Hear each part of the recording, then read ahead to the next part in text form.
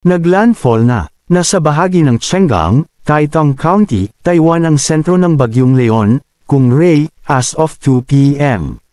Inaasahang tatawirin ng bagyo ang kalupaan ng Taiwan sa mga susunod na oras.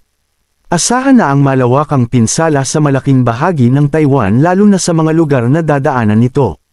Leon, Kung Ray, hinahambalos ang katimugang Taiwan.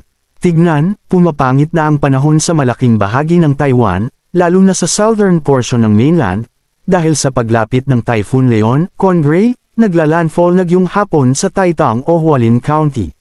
Sa kuha ng mga webcam sa Taitung, kita ang lakas ng hangin na hinahambalos ang mga puno, at malalaking alon na humahampas sa dalampasigan. Dito naman sa Pilipinas, masasabi na, the worst is over, na para sa Batanes, pero nananatiling nakataas ang wind signal number 4 sa lalawigan, update ng Pag-asa. Pray for Batanes. Iniwang pinsala ng Super Typhoon Leon, Kung Ray, sa Batanes matapos humagupit ang bagyo nitong Miyerkules hanggang kaninang umaga kung saan itinaas din ang signal number 5.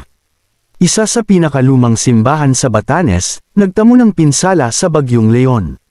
Nagtamo ng pinsala ang Santa Maria de Nayan Church sa bayan ng Itbayat, Batanes ngayong umaga, ika-31 ng Oktubre taong 2024 dahil sa matinding pagbagso ng hangin dala ng pananalasa ng Super Typhoon Leon sa lugar. Ang nabanggit na simbahan ay isa sa mga pinakalumang simbahan na itinayo sa Batanes. Samantala, Tropical Cyclone Update, isa pang sama ng panahon, binabantayan.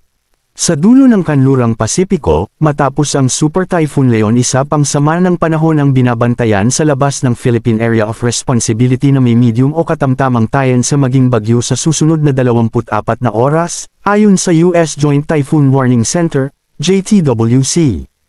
Ayon sa mga weather models, may posibilidad ito maging bagyo at pumasok sa PAR sa susunod na linggo, ngunit medyo may kalayuan pa ito kaya't hindi pa sigurado kung saan ito pupunta. Ang susunod na pangalan ng bagyo ay Mars.